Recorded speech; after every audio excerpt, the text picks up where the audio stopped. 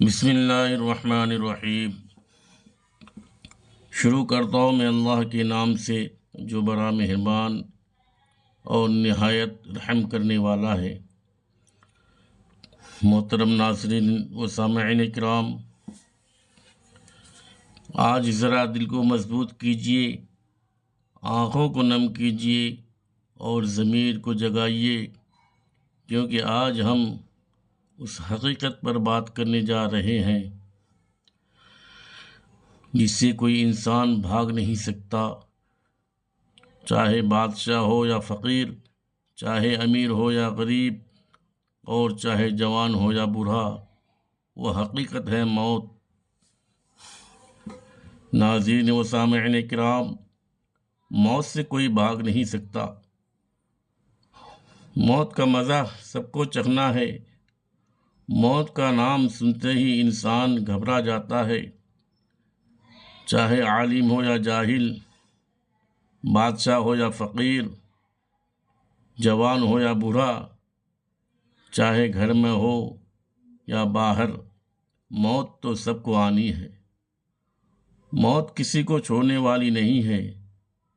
میرے معزز بھائیوں اور بہنوں، موت کے بعد کیا ہوگا؟ موت کے بعد جو پہلا اور سب سے ہولناک، سب سے فیصلہ کن اور سب سے تنہا بھرا مرحلہ شروع ہوتا ہے، وہ ہے قبر۔ قبر کوئی عام مٹی کا گڑھا نہیں ہوتا ہے، بلکہ آخرت کی پہلی منزل، پہلا امتحان، پہلی عدالت اور پہلا حساب کتاب ہے۔ انسان ساری زندگی جن چیزوں پر فخر کرتا ہے، وہ سب کچھ اس ایک لمحے میں ختم ہو جاتی ہے۔ جیسے ہی روح انسان کے جسم سے جدا ہوتی ہے تو آنکھیں کھلی ہوتی ہیں، مگر کچھ دکھائی نہیں دیتا۔ کان سن رہے ہوتے ہیں، مگر جواب دینے کی طاقت نہیں رہتی۔ گھر والے سب روتے ہیں، دوست کندھا دیتے ہیں، جنازہ اٹھتا ہے، لیکن مرنے والا خود دیکھ رہا ہوتا ہے کہ آج میں لاچار ہوں، آج میں بے بس ہوں، آج میرا کوئی ساتھ دینے والا نہیں، آج میرے ساتھ کوئی نہیں جا رہے ہیں۔ پھر قبر کے کنارے لایا جاتا ہے، دنیا کا آخری سلام ہوتا ہے، اوپر سے مٹی ڈالی جاتی ہے، آوازیں دور ہوتی جاتی ہیں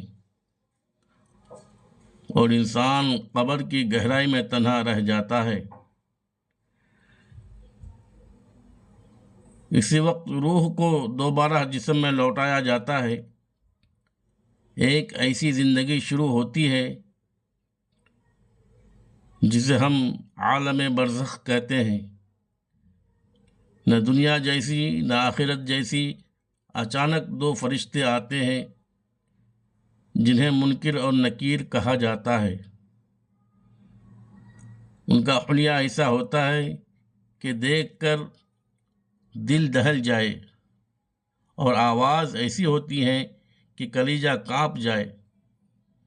وہ انسان کو قبر میں بٹھاتے ہیں اور سوال شروع ہوتا ہے۔ پہلا سوال ہوتا ہے، من ربک، تیرا رب کون ہے؟ اب یہاں وہی کامیاب ہوتا ہے جس نے دنیا میں اللہ تبارک و تعالیٰ کو پہچانا ہو، جس نے حضور اکرم صلی اللہ علیہ وسلم کے طور طریقے پر چلا ہے، جس نے نماز کو بوجھ نہیں سمجھا ہو، جس نے حرام کاموں سے اپنے آپ کو روکا ہو، اس کے پورے سوالوں کو آسانی سے جواب دیتے ہیں۔ وہ کہتا ہے میرا رب اللہ ہے۔ دوسرا سوال ہوتا ہے، ما دینک، تیرا دین کیا ہے؟ جس نے اسلام کو نام نہیں بلکہ عمل بنایا ہو، وہ کہتا ہے میرا دین اسلام ہے۔ تیسرا سوال ہوتا ہے من نبی کا، تیرا نبی کون ہے؟ جس نے نبی صلی اللہ علیہ وسلم کی سنت کو زندگی بنایا ہو وہ فوراً پہچان لیتا ہے، پھر قبر اس کے لیے کشادہ ہو جاتی ہے، قبر روشنی سے بھر جاتی ہے، ایک دروازہ جنت کی طرف کھول دیا جاتا ہے، قبر میں خوشبو آتی ہے، نیک اعمال ایک خوبصورت انسان کی شکل میں آ کر کہتے ہیں گھبراؤ نہیں، ہم تمہارے ساتھ ہیں، قیامت تک سکون ہی سکون ہے۔ لیکن ناظرین کرام، اگر وہ انسان دنیا میں نماز چھوڑتا رہا، قرآن پڑھنے سے دور رہا، حرام کمائی کماتا رہا، ظلم کرتا رہا، ماں باپ کو پریشان کرتا رہا، ماں باپ کو ستاتا رہا اور جھوٹ دھوکہ تکبر غیبت اور بے حیائی میں زندگی گزارتا رہا تو وہ ان سوالوں کا جواب نہیں دے پائے گا۔ وہ کہے گا ہائے ہائے مجھے نہیں معلوم، میں نے لوگوں کو ایسا کہتے سنا تھا۔ تب فرشتے اسے زور سے مارتے ہیں، قبر تنگ ہو جاتی ہے، زمین دبا لیتی ہے، پسلیاں ایک دوسرے میں گھس جاتی ہیں، ایک دروازہ جہنم کی طرف کھول دیا جاتا ہے، آگ کی لپیٹ، سانپ بچھو طرح طرح کے کیڑے مکوڑے اس پر عذاب شروع ہو جاتا ہے۔ انسان اس وقت چیختا چلاتا ہے مگر اس کی آواز باہر نہیں جاتی۔ وہ کہتا ہے اے ہمارے پروردگار قیامت نہ آئے۔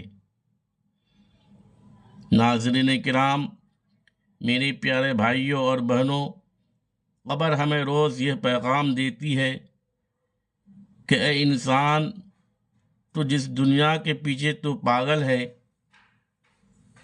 وہ دنیا فانی ہے۔ میں نے تجھ سے پہلے بڑے بڑے بادشاہ، طاقتور، مالدار، حسین، عالم سب کو اپنے اندر سلا دیا ہے، تو بھی آنے والا ہے،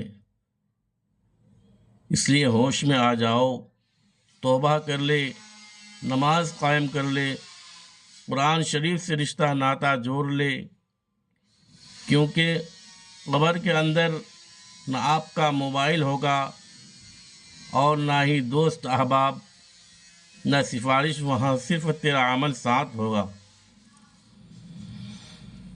جو نیک انسان ہوگا تو اس کا ساتھی بنے گا، جو برا انسان ہوگا تو اس کا دشمن بنے گا۔ نبی کریم صلی اللہ علیہ وسلم قبر کے عذاب سے پناہ مانگا کرتے تھے۔ صحابہ کرام قبر کا ذکر سن کر رونے لگتے تھے،